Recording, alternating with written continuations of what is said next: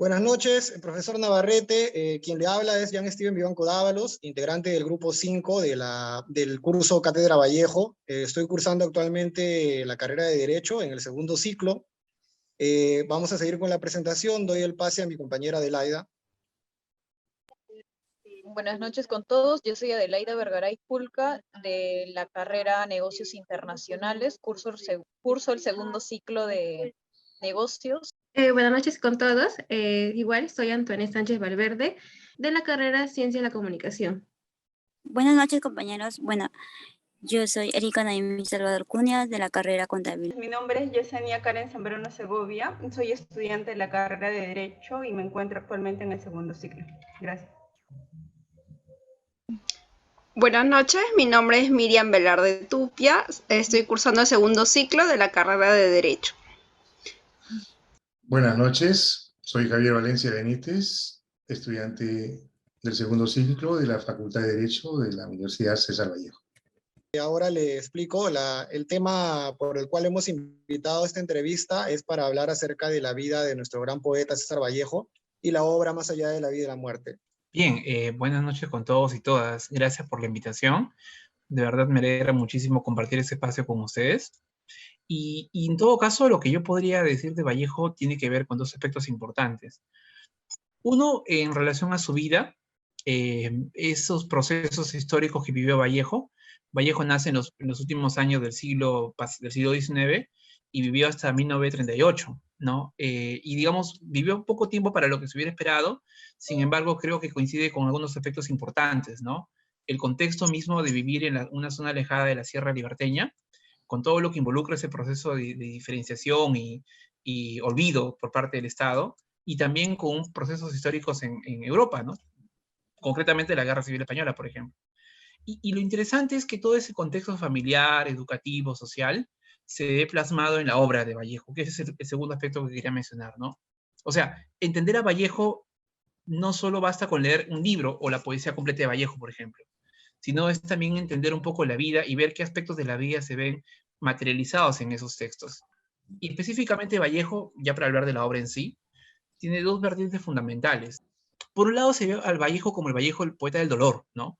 El poeta que sufrió, el poeta que, por ejemplo, añora la infancia, añora el momento de estar en casa, piensa en el padre, piensa en la madre, piensa en el hermano perdido, como mi hermano Miguel, cuando habla este hermano que le genera una pena sin fondo, o estos pasos lejanos de los padres, ¿no?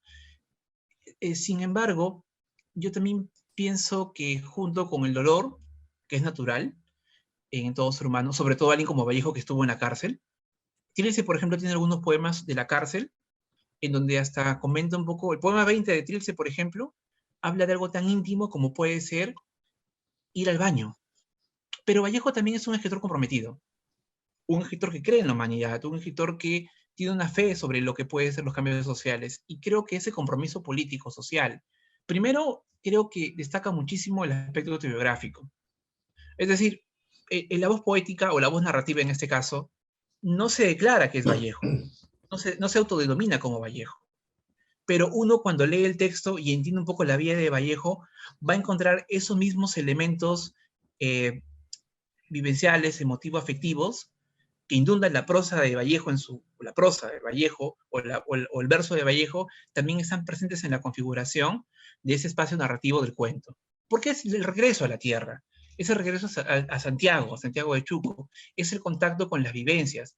Hay juegos narrativos bien interesantes, porque uno como lector entiende un tiempo presente, pero también entiende un tiempo pasado, porque la voz narrativa comienza a evocar constantemente el momento en el que está regresando a Santiago. Y ese es el segundo aspecto que creo que hace el cuento muy significativo.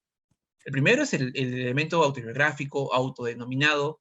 No lo dice directamente, pero uno lee en clave ciertos aspectos o pasajes de la vida. Y el otro creo que es esa suerte de nostalgia, esa suerte de melancolía y ese amor por lo propio en torno al tema familiar, pero el amor también por la tierra. Algo que quizás los lectores citadinos no puedan llegar a entender del todo, pero alguien que ha transitado y ha visto y ha crecido y ha sentido la dinámica del campo y ha podido atesorar un poco de esos momentos, lo va a entender mejor. como diría Saramago, una cosa es cuando un joven camina por una calle empedrada y la visora, como si caminara un día más, pero alguien cuando ya regresa con años a ese lugar, ve las cosas de forma distintas. Y esa voz narrativa se desplaza a otro escenario y comienza a evaluar todo ese proceso. Por eso creo que el cuento de Vallejo, además de la reflexión propia sobre la vida y la muerte, también tiene mucho de eso en esos aspectos nostálgicos, aferrados al hogar, aferrados a la vida, además, repito, del aspecto geográfico. Una última pregunta, quizás grupal. ¿Por qué cree usted que César Vallejo ha sido más valorado después de su muerte que cuando estaba en vida como escritor? Vallejo ya comenzó a ser conocido en su momento de vida. Es más, cuando Vallejo va a la cárcel injustamente, estuvo en un lugar donde no debía estar, dice la crítica en términos concretos, ¿no? Vallejo hubo una carta de muchos intelectuales que firmaron para que salga de la cárcel.